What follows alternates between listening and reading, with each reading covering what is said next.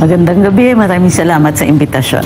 Attorney, ako, nakita po ninyo kung paano ginawa ng mga otoridad yung kanilang pag-i-issue ng warrant of arrest. Talagang pinasok nila yung mga compounds, 5 compounds po yan ng Kingdom of Jesus Christ. Ano ho bang masasabi po ninyo dito?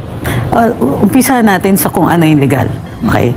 Pagka pwede kayo maghanap ng tao, kapag may warrant of arrest. So, ang hinahanap dito, kasi ang rules niyan is searches and seizures. Ang seizure ay arrest. Seizure of a person yan. Pwede yung seizure of property, the subject yan dun sa search warrant. So, maaari ba silang mag-break in? Maaari ba silang sumira, let's say, ng pintuan? Pwede, allowed yon. Maaari ba silang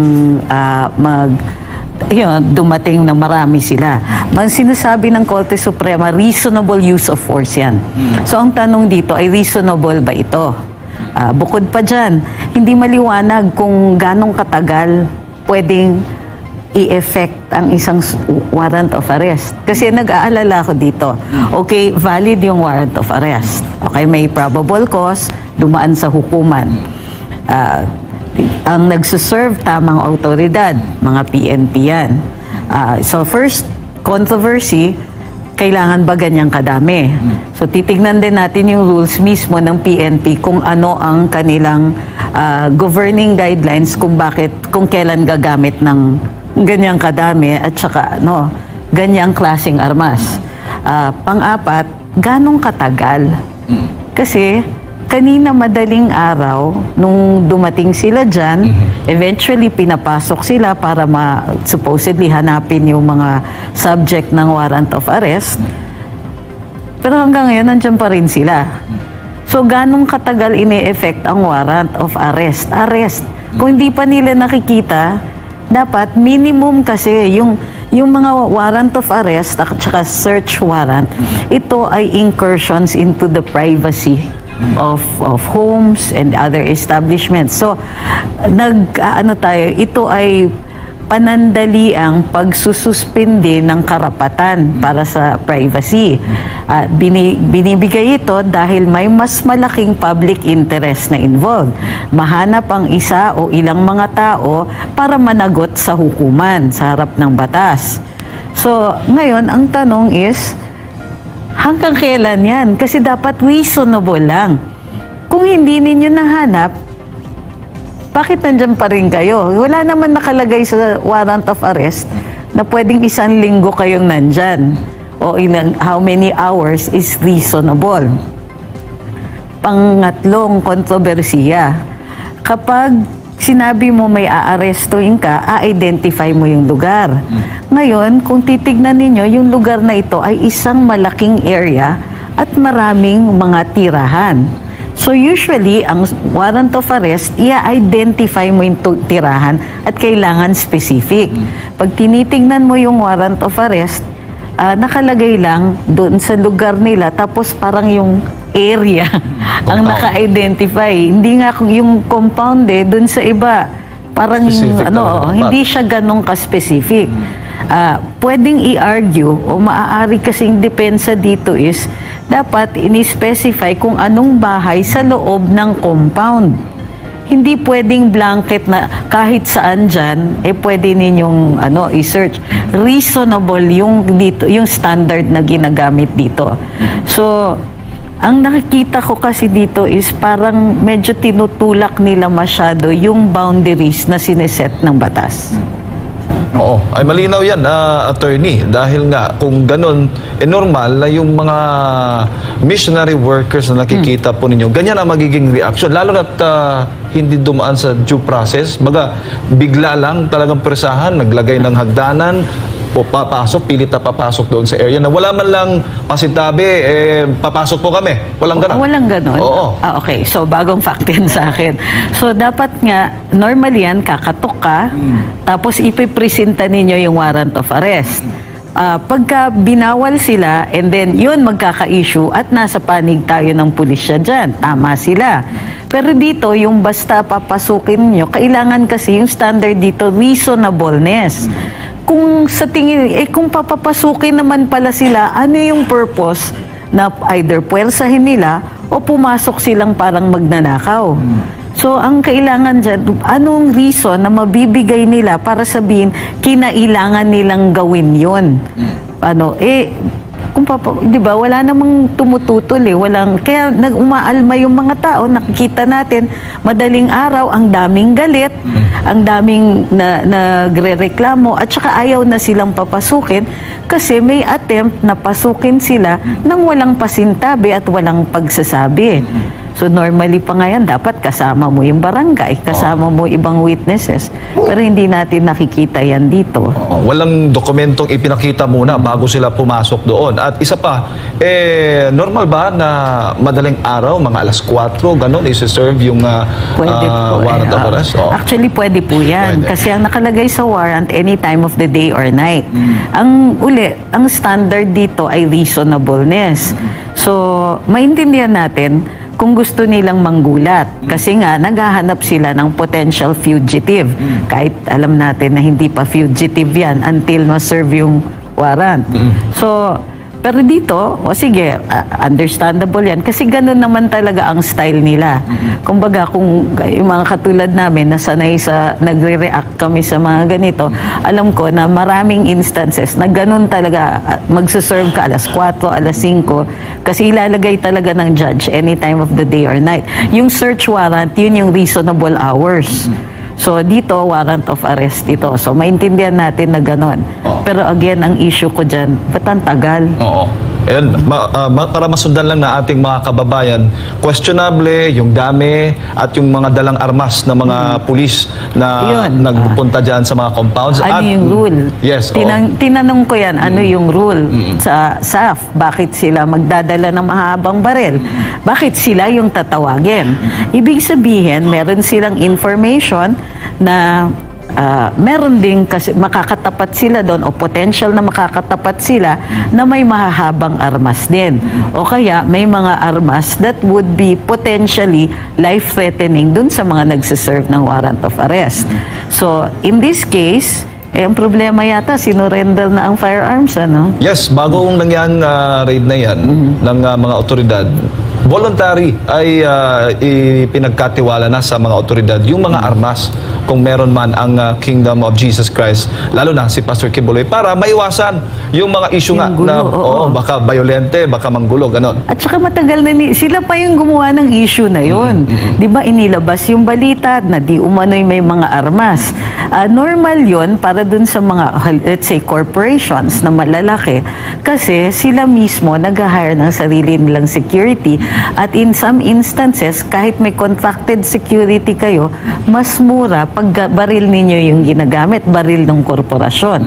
So, nung nagkaroon ng issue na mismong PNP po ang nag-raise at saka yung administrasyon ang nag-raise, magandang reaction yun na tinurn over na lang ang mga baril sa kanila. So, ngayon, yung paggagamit ng SAF, mag-question na natin kung reasonable ito. Dumating sila, armado, mahahaba yung armas, naka-full battle gear, maintindihan mo kung merong armas dun sa loob. At may intindihan mo kasi rehistrado yung mga armas, alam nila yon. Pero in this case, alam din nila na tinurn over na yon. So reasonable pa ba ang paggamit ng 2 batalyon? At para masundan din, attorney, malinaw na kapag magse-serve ka ng arrest warrant, sigurado yung otoridad na nandoon specifically sa bahay na yon yung hinahanap niyong mga tao. Well, dapat. Kasi normally, kunwari, alam nyo kung saan yung normal residence ng tao. So, ilalagay yon dun sa warrant of arrest. Pero ang resulta, nakuryente sila sa information na... Kaya ang tagal nila eh. Mahirap talaga i-justify nila na pumasok sila, ganun yung show of force nila. Tapos lalabas sila at sasabihin nila walang armas, wala yung tao. Ngayon sila, nasa burden nila, nasa side na ng PNP ngayon, i-explain kung reasonable ba yung ginamit nilang puwersa. Lalong-lalo na kung nagbaklas sila, kung sinira yung gate, pwede naman yon. Pero kailangan may dahilan at kailangan reasonable yung paggamit ng force. At sa nakikita po ninyo dito, attorney, kasama na parang search and arrest warrant na. Baga ganon. May search warrant. Hindi pwede kasi. Hindi pwede ganon. Nakikita mo sa mga pwede otoridad. kang mag-search kapag meron kang inaaresto in the course of a legal arrest. Eh wala silang naaresto eh. Oo, yun. Okay, ang purpose ng inaalaw na search kapag meron kang inaresto is for safety. So ang pwede mo lang i-search yung lugar in the immediate control dun sa taong inaaresto mo. Kasi nga naman, baka bumunot ng barel, baka magtapon ng ebidensya. So, only within that area. Hindi mo pwedeng i-search yung buong compound kung ang specific area na inaresto mo yung tao, diba? Merong very specific area. Tapos, yung area of control ay usually isang dipa lang yan. So, hindi na reasonable yung pag-search ng buong compound. Lalo-lalo na wala pa silang naaresto. Oo, bigo sila na mahanap yung kanilang hinahanap na mga individual. Pero, attorney, dito sa nangyayari, sa kabuuan, may paglabag na ginawa.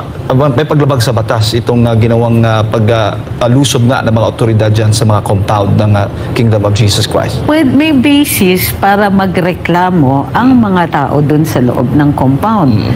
Kasi nga, ang sinasabi na may paglalabag sa rules kasi na-covered siya ng rules of court. So, pwede silang magkaso, let's say, for damages, at saka pati yung reckless imprudence resulting in damage to property. Mayroong criminal cases na ganon. Kung, yun nga, may base dun sa standard natin of reasonableness. Kung unreasonable, o kaya may negligence, o may outright criminal intent na manira na walang dahilan, na hindi pasok dun sa rules of court.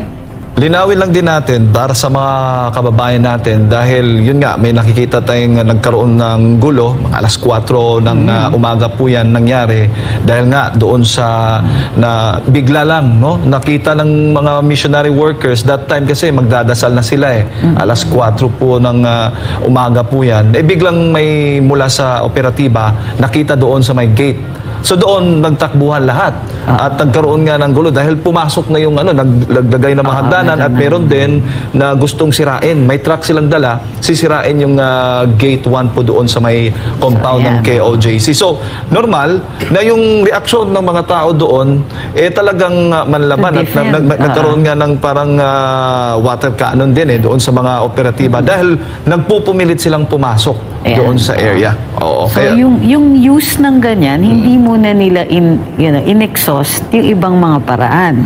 Ang tanong nga is, reasonable ba yung use of force nila? May danger ba na makatakas ang mga akusado? Kasi 5 pangalan yun nandun sa arrest warrant, di ba? Meron bang danger na ganon? Mayroon ba silang nakikita? Ang dami nila. Pagkaintindi ko, 2 helicopter ang nakita natin dun sa mga videos. So, meron silang air recon. May snipers pa. May snipers pa. Yun nga, isa pa yun. Ang snipers ba warranted dito sa ganitong klaseng sitwasyon? Mayroon na bang napakita na possibility na may lalaban dito, gagamit ng armas, gagamit ng deadly force? So, ano yung ebidensya on the part dun sa KOJC? Wala silang history of violent behavior. Tinurn over na yung mga armas nila. So again, kung ang standard natin ay reasonableness, ay may laban talaga yung mga nasa sa KOJC. At karapatan din ng mga naninirahan doon sa mga compounds na iyon, ng mga missionary workers na protektahan at ipagtanggol ang kanilang properties laban doon sa mga operatiba, lalo't walang due process na nakikita dito sa ginawa nilang raid nga dyan sa mga properties. Mayroon kasing ina-allow talaga yung defense of property as long as hindi ka gagamit ng deadly force. In other words, hindi ka pwedeng pumatay para i-defend yung property mo. Masyadong mataas yung cost na yon. Pero yung use of force para i-defend yung property mo, kung reasonable din yung use of force na yon, then ina-allow yan ng batas. Wala kayong liability on that one. Pero yun nga, mabigat dito ang burden ng government forces kasi may rules talaga para sa behavior nila. Partner MJ.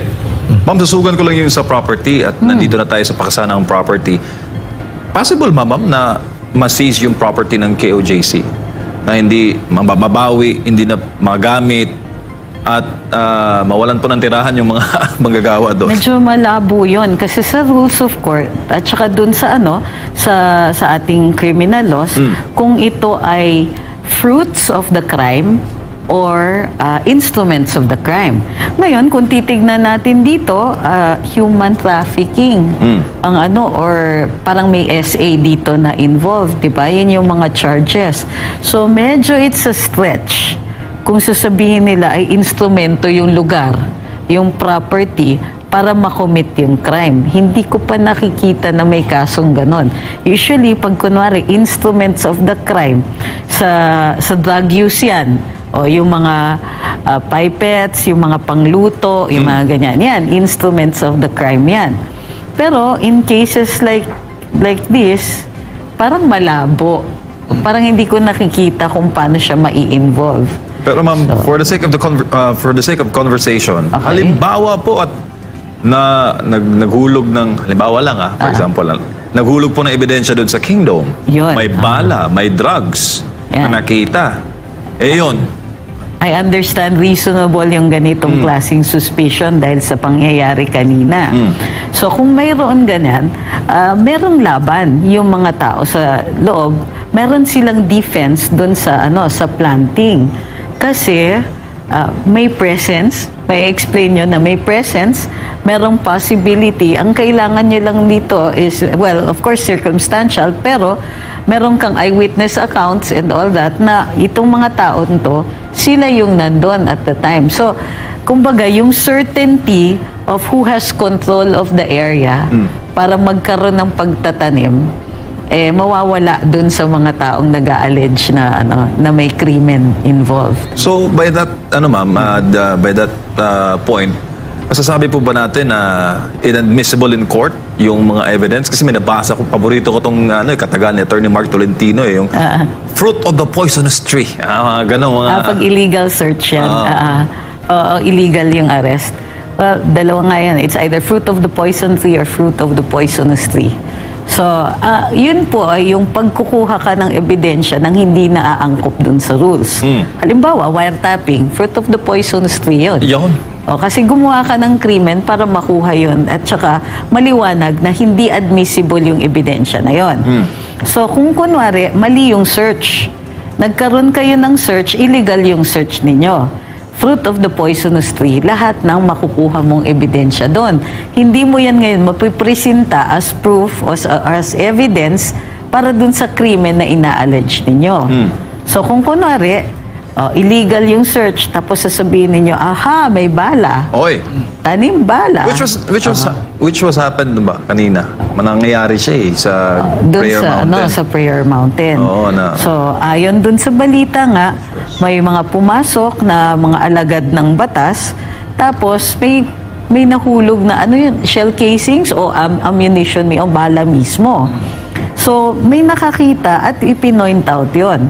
Kung sakasakali na walang nakakita nun, naiwan yung bala or shell casings doon, at may bumalik para mag-execute either ng search warrant or warrant of arrest, maaaring gamitin yun na ebidensya later on. Pero ngayon na may eyewitness, controverted na yan. So magkakaroon na sila ng issue ngayon. I understand na nahulog lang yung excuse dito. Valid ba yun na palusot? I-assume natin na legal. In good faith talaga. Pero maganda na merong mga cellphone na nakatutok na sinasamahan itong mga otoridad natin while they're doing yung pagre-raid. Well, pwede kasi yung mga nagsa-cellphone, sila po ang nakatira dun So this is, kumbaga, yung kanilang privacy yung ini-invade, kanilang lugar yon. So completely valid yon na mag-record sila using their own cellphones. Wala pong wiretapping sa ganyan. Pero kahit kung ang mga operatiba magsasabi, huwag kayong mag-video, pwede ba yon? Kailangan lawful order. So, paano magiging lawful yung order na yon kung sila mismo yung nandun sa loob ng bahay ng mga tao? marahas for the sake of a conversation lang din. Kung sakala man magiging marahas sila na huwag kayo mag-video, lalo na dito sa nangyari sa Glory Mountain, matindi doon. Talagang sapilitan yung pagpasok, sinira yung gate ng Glory Mountain. So hindi, bawal pa rin talaga yung kasi sa loob ng ng sarili mong pamamahay, let's say tirahan mo or even place of work, maaari kang mag-record ng events. Ngayon, pwede nilang i-question yung audio, pero para sa akin, yung mga ganito, meron ng krimen na nangyayari, exigent circumstances, pwede naman nilang isumiti sa hukuman, tanggalin nila yung video, yung audio. Kasi usually ang wiretapping, yung audio talaga ang recording na kino-contest. Ma'am, yung pagla-live ng isang operation, pagsiserve, halimbawa ng arrest warrant, illegal ba pag ila-live mo siya sa Facebook? Pagka may walang reasonable expectation of privacy. Kasi very public yung nangyari. Of course. Nag-start dun sa labas. So wala na ditong reasonable expectation of privacy. Kung tutusin, dapat nga pati yung mga pulis meron silang meron silang body cams, di ba? May nakita ko sa kanina. May isa? Wow, dami. Pero hindi nakakabit sa pulis. Nakatutok siya dun sa... Pwede kasi yan. Pwede hindi nasa katawan. Maaari yan. In fact, nung time na hindi pa nakakabili ng body cam, cam talaga ginagamit nila.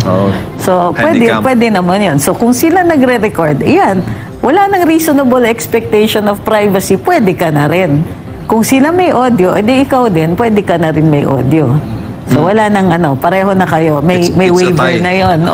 Waiver na eh. Opo. Ma'am, sa criminal prosecution, sa inyo po ng mga abogado, gaano po kasagrado, based na rin sa ating 1987 Constitution, yung rights of the accused? Siyempre, ang rights of the accused, sagrado yan sa ligang batas. Kasi, usually, ang akusado, either nag-iisa ka, ang kakampi mo, abogado mo, yun lang. Ang kalaban mo, the entire forces of the state. Kalaban mo yung prosecution. Kalaban mo police. Sila yung mga puwersa na maaaring makakuha. May resources na kumuha ng ebidensya laban sa'yo. Sila yung may resources pumunta dun sa hukuman, humingi ng, in some cases, wiretap evidence. Pwede kang i-wiretap, pwede kang i-operate, pwede kang i-buy-bust. Tapos, may time sila para pumunta sa hukuman, magsaksi laban sa iyo, magbigay ng testigo dun sa krimen na allegedly ginawa mo. So, at ikaw, limitado resources mo, maswerte kung magaling yung abogado mo, and normally magagaling naman kahit PAW, lalo na ang PAW, ang gagaling ng mga PAW. So, yun ang bukod tanging sandata mo. So, ang ginagawa natin, para mabalanse yung imbalance of power na yon, binibigyan ng karapatan yung akusado. So, yung karapatan tumawag pag ikaw ay naaresto, yung karapatan mo sa isang abogado pag ikaw ay tinatanong na, yung karapatan mo na hindi ka i-disappear. Kailangan alam ng pamilya, kailangan sabihin nila sa pamilya mo o sa abogado mo kung saan ka i-hold, kung saan ka i-detain. So, yung mga yon, yan ang bukod tanging sandata mo o protection mo laban dun sa isang napakalakas na gobyerno o puwersa ng Estado. So, kailangan sinusunod yon to the letter. Kasi otherwise, walang pipigil sa Estado o sa forces ng Estado na sagasaan na lang ang mga individual na nagkakaproblema sa batas.